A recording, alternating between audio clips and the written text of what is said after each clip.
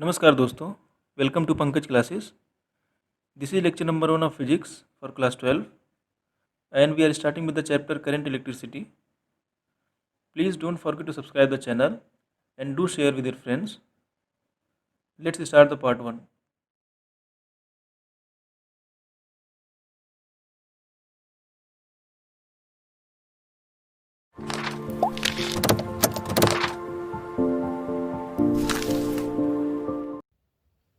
So the chapter is current electricity. तो current electricity में जो फर्स्ट पार्ट है हमारा, उसमें हम क्या क्या बेसिकली कवर करेंगे उसको बता दे रहा हूँ मैं. एक तो आपका इलेक्ट्रिक करंट है,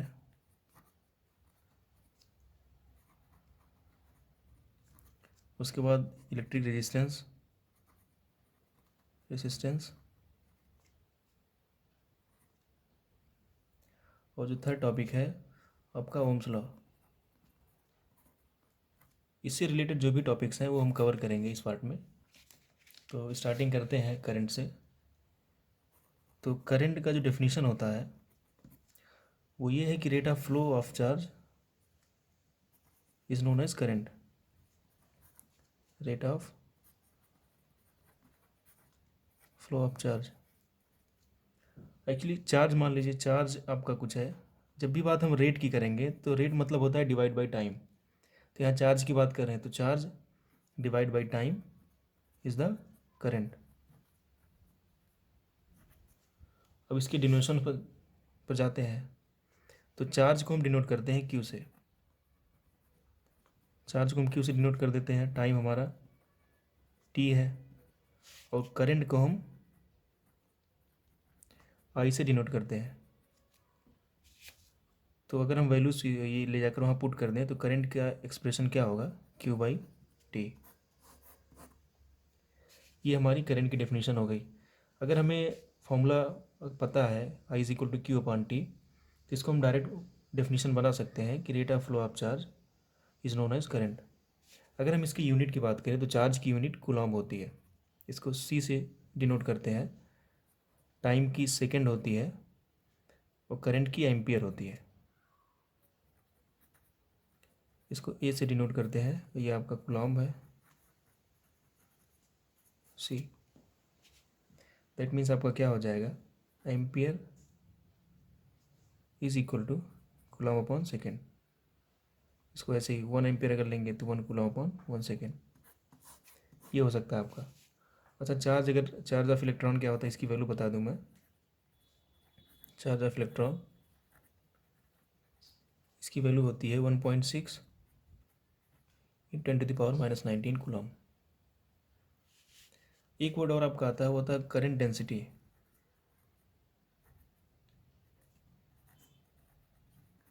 इसको हम जे से डिनोट करते हैं. और जब बात इसकी डेफिनेशन करते हैं तो ये होता है करंट पर यूनिट एरिया. तो आपका जे क्या होता है, ये होता है करंट पर यूनिट एरिया. कहने का मतलब है आई अपॉन ए. ये होता है आपका करंट डेंसिटी. अगर बात इसकी यूनिट करते हैं तो आई का आपको पता है कि एम्पियर होता है और एरिया आपका हो जाएगा मीटर स्क्वायर, यानी कि एम्पियर पर. नेक्स्ट टॉपिक हमारा ड्रिफ्ट वेलोसिटी एंड मोबिलिटी का है. तो इससे रिलेटेड जो भी फॉर्मूला एंड डेरिवेशन हैं उसको इसमें करेंगे. तो पहले मैं आपको ड्रिफ्ट वेलोसिटी का डेफिनेशन बता देता हूँ. Actually what happens, the potential difference of a battery does not give any acceleration to the motion, but ये थोड़ा सा ड्रिफ्ट देता है इलेक्ट्रॉन्स को. और वही जब ड्रिफ्ट जो होता है स्मॉल अमाउंट ऑफ वेलोसिटी होती है. और जब उनका हम एवरेज ले लेते हैं तो आपका वो ड्रिफ्ट वेलोसिटी होता है. उसका एक्सप्रेशन आपका V D is equal to a tau ऐसे करके निकलता है. तो डेफिनेशन क्या हुआ आपका, जो पोटेंशियल डिफरेंस होता है किसी बैटरी का, वो आपका कोई एक्सेलरेशन नहीं देता इलेक्ट्रॉन को, बट थोड़ा सा ड्रिफ्ट करता है. वही ड्रिफ्ट जो है स्मॉल अमाउंट ऑफ वेलोसिटी होती है. और जब उसका हम एवरेज लेते हैं तो ड्रिफ्ट वेलोसिटी हो जाती है. डेफिनेशन आपका बस यही सिंपल सा है. इसके डेरिवेशन के लिए हम क्या करेंगे, पहले कुछ और आपको टर्म्स बता देता हूँ. आपका एक होता है मीन फ्री पाथ होता है. Mean free path. एक होता है आपका रिलैक्सेशन टाइम. ये मीन फ्री पाथ है. तो एक्चुअली क्या होता है, जो इलेक्ट्रॉन्स होते हैं उनके आपस के आपस में कोलिजन होते हैं। तो मीन फ्री पाथ का डेफिनेशन क्या होगा कि average distance between two successive collision. Same वैसे रिलैक्सेशन टाइम का क्या होगा, average time between two successive collision. तो रिलैक्सेशन टाइम को हम टी टाउ से डिनोट करते हैं। अब एक टर्म और आपका आता है, वो होता है थर्मल वेलोसिटी। थर्मल वेलोसिटी, इसको हम स्मॉल यू से डिनोट करते हैं। तो इसकी हमें एवरेज की जरूरत पड़ती है। सपोज करिए आपके सभी इलेक्ट्रॉन्स के थर्मल वेलोसिटी कुछ ऐसे हैं, U1 U2 U3 ऐसे करके हैं, UN तक है पूरे। तो इनका जब हम एवरेज लेते हैं, मान लीजिए n नंबर साफ हैं, तो U1 plus U2 plus U3 plus so on finally UN divided by n, तो इसकी वैल्यू ज़ीरो होती है। उसका रीज़न क्या होता है, actually the direction of motion of the free electrons changes after each collision. तो ऐसे केस में इसकी जो एवरेज वैल्यू होती है वो ज़ीरो हो जाती है, क्योंकि direction of motion of electrons होती है वो हर एक कोलिजन में चेंज होती रहती है, तो इसकी वैल्यू ज़ीरो कर देते हैं। तो अभी हम प्रूफ, सपोज करिए आपके किसी इंस्टेंट पर, एट एनी इंस्टेंट जो वेलोसिटी है आपकी v1, मान लीजिए v1 आपकी हो जाएगी u1 plus a tau one. Similarly v2 क्या हो जाएगी आपकी u2 plus a tau to. इसको आप सिंपल इक्वेशन ऑफ मोशन से देख सकते हैं, v क्या होता है u प्लस ए टी। ये आपका टाइम होता है, एक्सेलरेशन होता है, इनिशियल वेलोसिटी है, फाइनल वेलोसिटी। तो वहाँ से हमने इसको कंपेयर करके ये लिखा है। सिंपली ऐसे आप सो ऑन करके वी एन की अगर वैल्यू फाइंड आउट करेंगे तो क्या हो जाएगा आपका u n plus a tau n. तो इसकी जो एवरेज वेलोसिटी होगी वही आपका ड्रिफ्ट वेलोसिटी एक्सप्रेस करेगा। तो एवरेज वेलोसिटी अगर हमें निकालना है तो v वही वी डी हमारा हो जाएगा। अगर इसकी हम डायरेक्शन देखते हैं, अगर मान लीजिए सपोज करिए हम डायरेक्शन दे दिया, तो डायरेक्शन इसका कुछ ऐसे हो जाएगा। डायरेक्शन दिखाने का दो तरीका है। सपोज करिए आपको डायरेक्शन v का दिखाना है तो कुछ लोग इसको बार टाइप में दिखा देते हैं, या फिर आप एरो भी लगा सकते हैं, कुछ भी आप, दोनों दोनों सही है, आपका कुछ भी यूज़ कर सकते हैं। तो वी डी हमारा क्या हो जाएगा, ये हो जाएगा v1 plus v2 plus one vn divided by n। सबकी डायरेक्शन है, ये आपकी ड्रिफ्ट वेलोसिटी देगी। तो सबकी वैल्यू पुट कर दीजिए। v1 आपका क्या है u1 plus a tau one plus u2 a tau two plus so on. N का जब टर्म लेंगे तो क्या हो जाएगा आपका un a tau n divided by n। अब जो ये u1 u2 u3 है इसको एक साथ कर लीजिए आप, तो आपका हो जाएगा u1 plus u2 plus so on un, और इसमें सब में आप a कॉमन कर लीजिए। तो a आप जब कॉमन करेंगे तो आपका क्या हो जाएगा a tau one plus tau two plus tau n, और ये आपका हो जाएगा डिवाइडेड बाई कंप्लीट का n। तो कंप्लीट का n इसके साथ भी आएगा, इसके साथ भी आएगा, तो फाइनली आपका क्या हो जाएगा un plus u2 divided by n plus a tau n plus tau two divided by n। अच्छा, इसकी वैल्यू आप यहाँ से अगर नोटिस करेंगे, इक्वेशन वन में अगर बोल दूँ तो इसकी वैल्यू क्या होती है ज़ीरो। दैट मीन्स इसकी वैल्यू क्या हो जाएगी ज़ीरो। तो आपके पास क्या बचेगा a और प्लस ये चीज़ बचेगा। अच्छा, इसको मैं कंप्लीट टाउ लिख देता हूँ, क्योंकि आपका ये एवरेज टाइम दे रहा है। एवरेज टाइम यही है, क्योंकि यही हमारा क्या है रिलैक्सेशन टाइम है। और रिलैक्सेशन टाइम हमारा क्या होता है, the average time between two successive collision, यही आपका रिलैक्सेशन टाइम है, टाउ हम बोल देते हैं इसको। तो फाइनली आपका वी डी का एक्सप्रेशन क्या निकला, ए इंटू टाउ। तो यही आपकी ड्रिफ्ट वेलोसिटी है।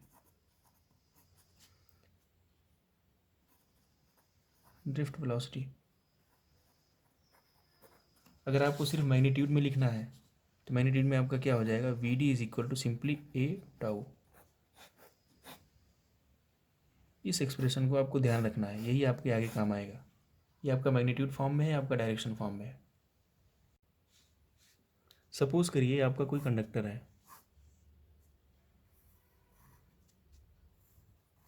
इधर आपका पॉजिटिव चार्ज है, इधर आपका नेगेटिव चार्ज है, और इलेक्ट्रिक फील्ड की डायरेक्शन आपकी ये है, और जो इलेक्ट्रॉन की डायरेक्शन है वो ऐसे है। तो एक्चुअली क्या होता है, इलेक्ट्रॉन जो होता है आपका एक फोर्स एक्सपीरियंस करता है। इलेक्ट्रॉन आपका मान लीजिए चार्ज जो है आपका -E है, और आपकी इलेक्ट्रिक फील्ड कैपिटल E है। इलेक्ट्रिक फील्ड क्या होता है आपका, वो होता है potential difference per unit length. ये होता है potential difference per unit length. अगर हम एक्सप्रेशन में लिखते हैं तो E इज इक्वल टू होता है V/L। तो आपका चार्ज क्या होता है, एक फोर्स एक्सपीरियंस करता है, और वो किसके इक्वल होता है, F इज इक्वल टू वो होता है -E इंटू कैपिटल ए। ये आपका इलेक्ट्रिक फील्ड है। अगर डायरेक्शन में लेंगे तो ये हो जाएगा आपका। तो अभी क्या होता है आपको पता है, एक फोर्स की एक और इक्वेशन होता है फोर्स का, वो होता है M इंटू ए। ये भी होता है मास इंटू एक्सेलरेशन होता है। अगर इक्वेशन में ये 1 बोल दूँ, ये 2 कर दूँ, तो आपको ये दोनों इक्वल होंगे एक दूसरे को कंपेयर करने पर। तो हमारी वैल्यू क्या हो जाएगी, E is equal to ma। तो यहाँ से अगर एक्सेलरेशन की आप वैल्यू निकाल लेंगे तो क्या आएगा, हो जाएगा E अपॉन में m। ये निगेटिव में आएगा। इसको आप इक्वेशन 3 बोल दीजिए। तो यहाँ से आपका ये निकला। अब देखिए आपका जो ड्रिफ्ट वेलोसिटी था Vd, वो क्या था आपका, वो था a इंटू टाउ। तो आप इस इक्वेशन की वैल्यू a को लाकर यहाँ पुट कर दीजिए, तो अभी आपके पास Vd की क्या वैल्यू आ जाएगी, ये हो जाएगा अपॉन में m इंटू टाउ। ये कुछ निकल कर आएगा आपका। इक्वेशन आप 4 कर दीजिए। अगर आप इसको डायरेक्शन सिंपली मैग्नीट्यूड में लिखना है तो फिर Vd की वैल्यू क्या हो जाएगी आपकी, ये हो जाएगी E divide by m into में टाउ। ये चीज़ हो जाएगा। तो ये एक्सप्रेशन आपका यहाँ से निकल कर आता है। ये आपका बिना डायरेक्शन में है। अब यहाँ से मैं आपको मोबिलिटी भी एक्सप्लेन कर देता हूँ कि एक्चुअली मोबिलिटी क्या होता है। जब बात हम मोबिलिटी की करते हैं तो ये आपका म्यू से डिनोट किया जाता है। म्यू, इसको ऐसे बोलते हैं। अगर 4 इलेक्ट्रॉन के लिए है तो यहाँ आप सब्स्टिट्यूट में ई लगा दीजिए, तो आपकी ये मोबिलिटी हो गई। तो मोबिलिटी का जो टर्म होता है, मोबिलिटी होता है आपका ये म्यू ई होता है, ये ई टाउ अपॉन एम। ये जो वैल्यू होती है ये मोबिलिटी के इक्वल होती है। ये आपकी एक कांस्टेंट वैल्यू है। तो अगर हम इस एक्सप्रेशन में देखें Vd के, तो Vd आपका क्या है, Vd is equal to E by M into tau. इसको मैं ऐसे कर दूँ, ई टाउ बाई में m इंटू ई, और यही चीज़ आपका म्यू ई के इक्वल है। तो Vd इज इक्वल टू आपका क्या हो जाएगा, म्यू ई इंटू ई। ये आपका एक्सप्रेशन निकल कर आएगा। This is the relation between drift velocity and mobility. आपका ये क्या है, ड्रिफ्ट वेलोसिटी है, ये आपका मोबिलिटी है। ये आपको लिखना ज़रूर है। जब आप डिराइव करिएगा फॉर्मूला ये, तो लास्ट में आप फेयर करके सारी चीज़ें बता दीजिएगा क्या कौन सा है क्या नहीं है। ये आपका इलेक्ट्रिक फील्ड है। ये आपको एक्सप्लेन करना ज़रूरी है। अगर आपको फुल मार्क्स चाहिए तो आपको बताना पड़ेगा Vd क्या है, म्यू ई क्या है, ई क्या है। तो मोबिलिटी हमारा क्या निकला, ई टाउ अपॉन में m। तो उसकी जगह पर बस हमने वैल्यू पुट कर दिया। आपका Vd के साथ म्यू ई का क्या रिलेशन है वो निकल कर आ गया। अब आपका एक इम्पॉर्टेंट रिलेशन आता है, वो है आपका relation between current and drift velocity. वो है आपका रिलेशन बिटवीन करंट यानी कि I एंड ड्रिफ्ट वेलोसिटी यानी कि Vd। ये आपका एक रिलेशन। तो इसका जो रिलेशन होता है पहले मैं आपको लिख दूं, वो होता है I is equal to NEA into Vd। यही रिलेशन होता है। इम्पोर्टेंट इसलिए क्योंकि मोस्टली एग्ज़ाम में आता है।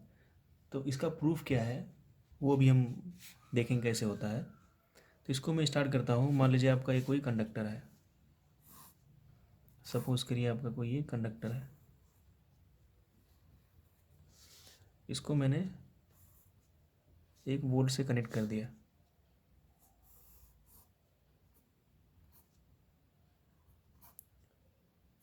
यहाँ से कनेक्शन दे दिया इसको, ये हमारा वोल्ट हो गया।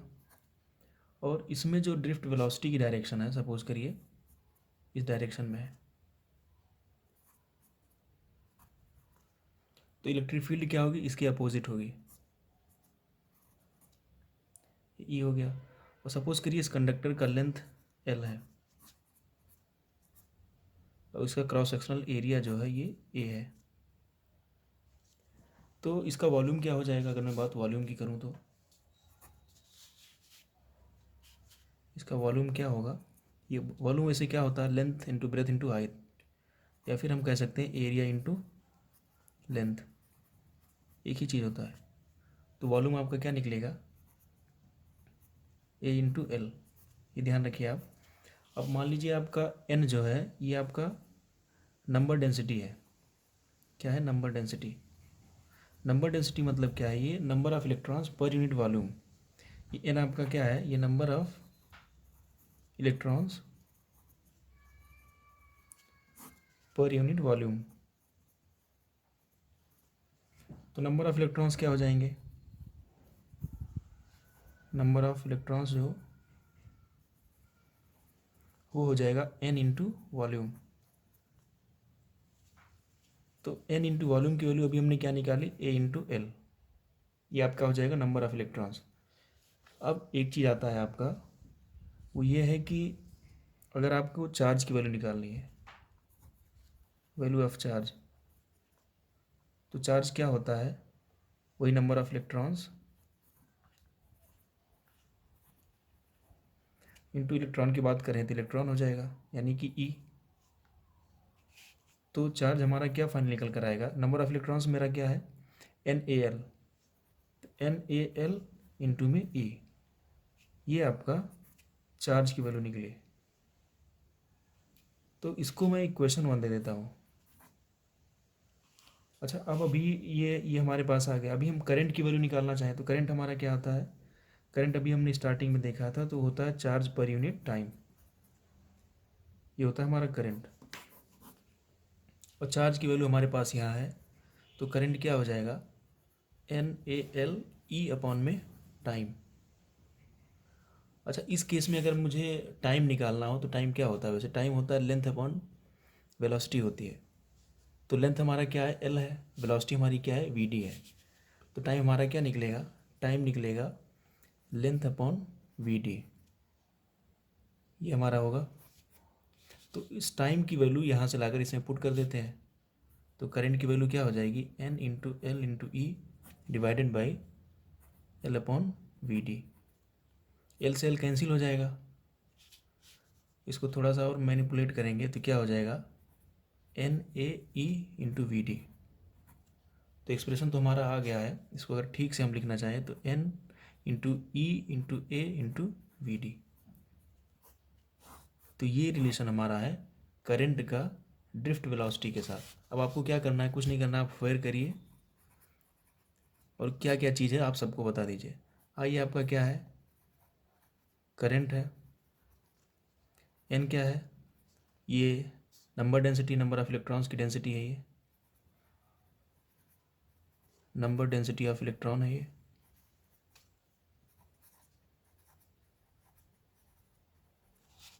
ये आपका क्रॉस सेक्शनल एरिया है,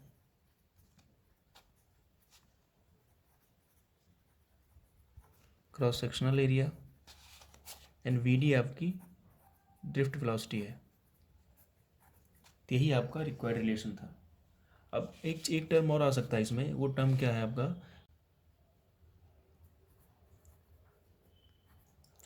और ये आपका J से डिनोट होता है। तो अभी हमने थोड़ी देर पहले देखा था J क्या होता था आपका, ये होता था करंट पर यूनिट एरिया। तो अगर आप करंट की वैल्यू यहाँ से लाकर यहाँ पुट कर देते हैं तो आपका क्या हो जाएगा, NE A V D upon A. तो ए से आपका कैंसिल हो जाएगा, फाइनली आपका जे क्या निकलेगा, एन ई वी डी। तो ये आपका करंट डेंसिटी के लिए एक्सप्रेशन है। तो करंट का एक्सप्रेशन हमारा क्या निकला, I is equal to N E A V D, ये हमारा एक्सप्रेशन निकला। अच्छा, अगर इसी करंट को हमें मोबिलिटी के फॉर्म में लिखना है तो वी डी हमारा क्या होता था, वी डी होता था मोबिलिटी इंटू इलेक्ट्रिक फील्ड। तो अगर यहाँ लाकर वैल्यू पुट कर देंगे तो हमारा क्या हो जाएगा, एन ई ए म्यू इंटू ई, ये आपका निकला है इन टर्म्स ऑफ मोबिलिटी। तो ऐसे आपको आप एक्सप्रेशंस आप बढ़ा सकते हैं अगर आपका ये रिलेशन प्रूफ करने को बोले।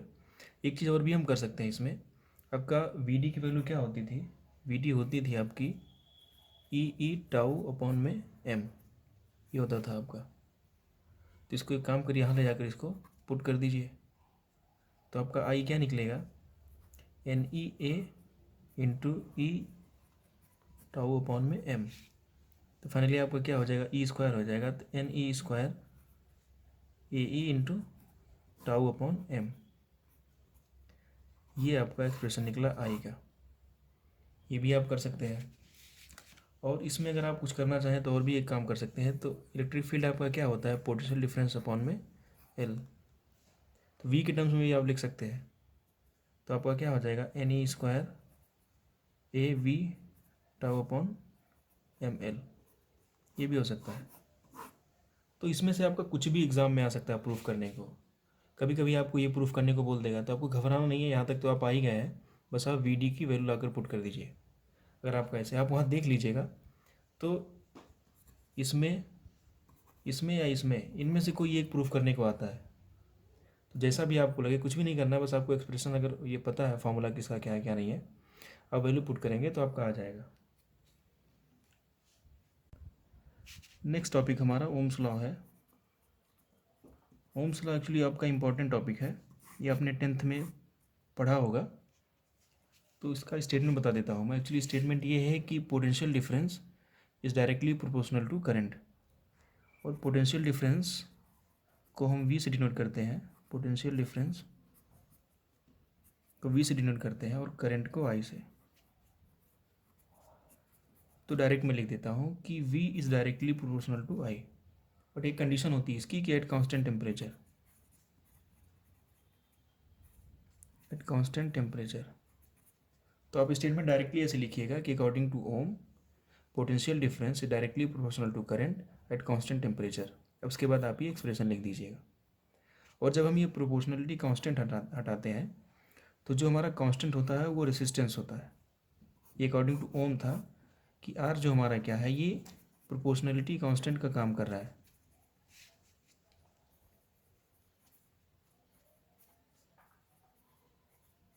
और इसका नाम रेसिस्टेंस है।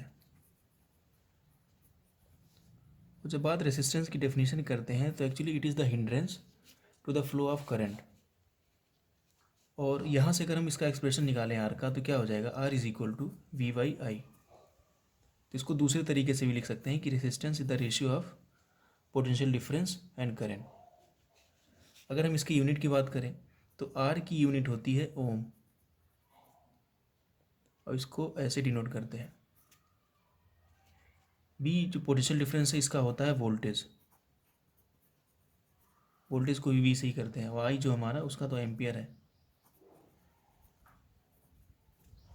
तो ये हमारा हो गया यूनिट।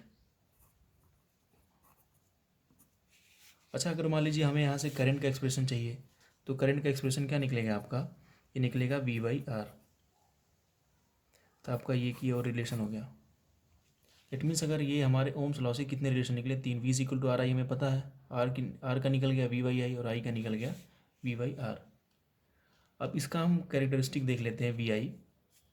जो वी आई आपका कैरेक्टरिस्टिक है, इसका लीनियर भी होता है और नॉन लीनियर, दोनों केस होते हैं इसके। लीनियर भी होता है, नॉन लीनियर। इसको हम ग्राफ से ग्राफ बनाकर भी देख लेंगे। इसका यही होता है, ये डायरेक्टली प्रोपोर्शनल होता है वी के आई का। तो एक ओरिजिन से एक लाइन पास होती है, ये शो कर रहा है डायरेक्टली प्रोपोर्शनल है इसके, वी के साथ आई का, यानी कि लीनियर है। तो लीनियर हमारा किस केस में है, ये जैसे मेटल वगैरह के केस में हमारा लीनियर होता है। लेकिन नॉन लीनियर भी होता है किसी किसी केस में। जैसे अगर हम टॉर्च बल्ब की बात करेंगे तो टॉर्च बल्ब के केस में नॉन लीनियर होता है, वो कुछ ऐसा होता है। ये आपका बी है और ये आई है, ये टॉर्च बल्ब हो गया। डायोड के केस में भी कुछ ऐसा ही होता है, नॉन लीनियर होता है, ऐसे होता है। ये आपका वी का काम कर रहा है और ये आई का। तो इसकी ग्राफ की बात हो गई, इसकी कैरेक्टरिस्टिक क्या क्या हो सकती है। अभी डिपेंडेंसी ऑफ रेसिस्टेंस देख लेते हैं हम।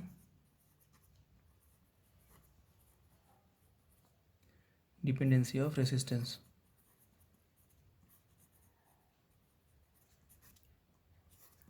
तो सपोज करिए कोई कंडक्टर है आपका,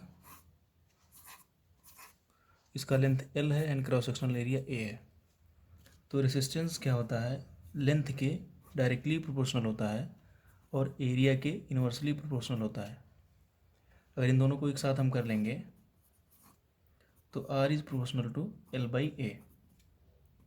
अभी क्या है कि अभी हम इस प्रोपोर्शनलिटी कांस्टेंट को हटाएंगे। तो हटाने के लिए क्या होगा, एक कांस्टेंट आएगा जिसका नाम है रो L/A, आपका ये हो जाएगा। अच्छा, रो क्या है आपका, रो को बोलते हैं स्पेसिफिक रेसिस्टेंस,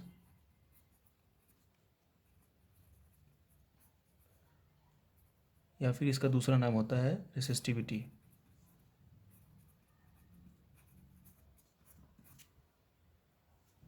तो अगर हम यहाँ से एक्सप्रेशन निकालें रो की, तो रो क्या आ जाएगा, RA/L। यही आपका स्पेसिफिक रेसिस्टेंस है या रेसिस्टिविटी है। अगर हम बात इसके यूनिट की करें तो यहाँ से अगर हम इसकी यूनिट वैसे होती है ओम मीटर। अच्छा, निकला कैसे, आप यहाँ चेक कर सकते हैं। रो क्या है आपका, रेसिस्टेंस का ओम होता है आपका, एरिया का आपका मीटर स्क्वायर हो जाएगा, लेंथ का मीटर, ये कैंसिल हो जाएगा, फाइनली आपका यूनिट क्या आएगा, ओम मीटर। तो रेसिस्टिविटी की यूनिट। अभी हम ये देख लेते हैं कौन कौन से फैक्टर्स हैं जो रेसिस्टिविटी को इफेक्ट कर सकते हैं। तो उसके लिए क्या करेंगे हम, रेजिस्टेंस का मैं पहले एक्सप्रेशन लिख देता हूँ। R इज इक्वल टू क्या है, V/I। टॉपिक हमारा क्या है, फैक्टर्स अफेक्टिंग रेसिस्टिविटी।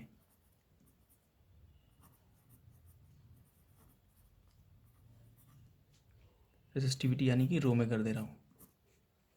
तो R इज इक्वल टू क्या होता है, V/I।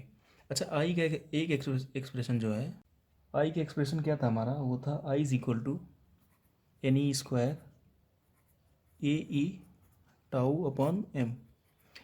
एक्सप्रेशन हमने तब निकाला था जब हम relation between I and VD पढ़ रहे थे। आप वीडियो को बैक करके देख सकते हैं आप, फिलहाल मैं यहाँ लिख दे रहा हूँ। तो I इज इक्वल टू ये हमारा था, तो यहाँ पुट कर देता हूँ मैं। तो R की वैल्यू क्या हो जाएगी, V/NE² AE τ/m। अच्छा, V की वैल्यू भी कुछ लिख सकता हूँ मैं। V कैसे कर सकता हूँ मैं, ये हमारा क्या होता है, ये होता है V/L। तो V इज इक्वल टू क्या हो जाएगा, E/L। आप यहाँ पुट कर दीजिए। आप M जब मैनिपुलेट करेंगे तो आप क्या क्या हो जाएगा, M/E/L divided by NE² AE τ।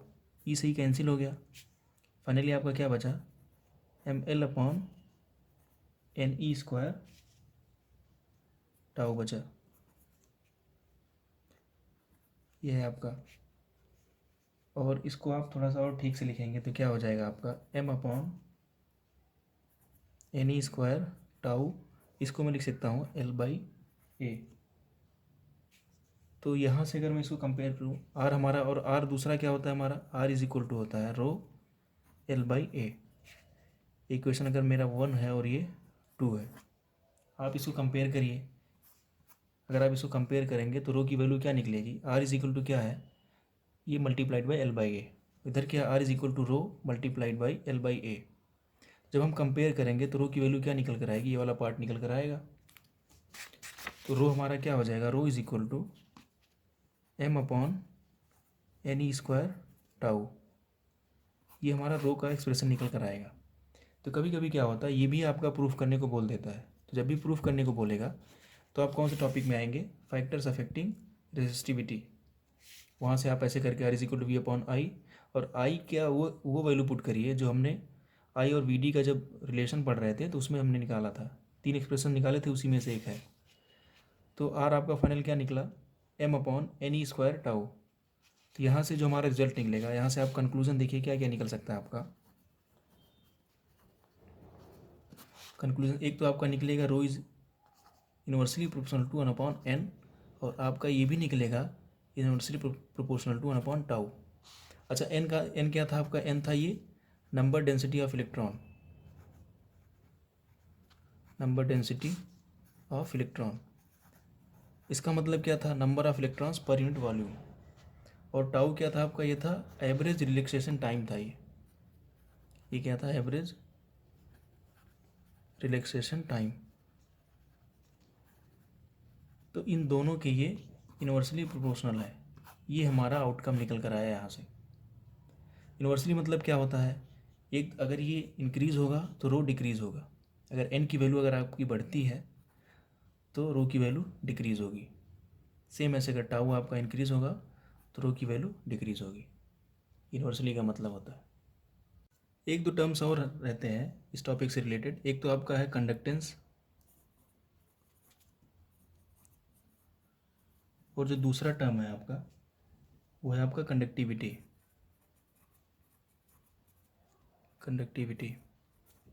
Conductance को हम जी से डिनोट करते हैं और कंडक्टिविटी को सिग्मा से। इसका डेफिनेशन क्या होता है, एक्चुअली जी जो होता है ये होता है इनवर्स ऑफ रेसिस्टेंस। ये क्या होता है आपका, जी क्या होता है, inverse of resistance, inverse of resistance. और जो कंडक्टिविटी होता है ये होता है inverse of resistivity, inverse of resistivity. अगर इनका एक्सप्रेशन लिखें हम तो जी क्या हो जाएगा आपका, ये हो जाएगा 1/r, और कंडक्टिविटी आपका क्या हो जाएगा सिग्मा, ये हो जाएगा 1/ρ। अगर इसका एक्सप्रेशन लिखना है तो आर आपका क्या होता है v/i। जब भी आपको जी निकालना हो, कंडक्टेंस पूछे तो आप पहले आर निकाल लीजिए, फिर इसको आप इन्वर्स कर दीजिए, आपका जी हो जाएगा। सेम रो क्या होता है आपका RA/L, तो सिग्मा आपका क्या निकलेगा L/RA, और जो जी है आपका क्या निकलेगा I/V। ये दो टर्म्स रह रहे थे आपके इस टॉपिक से।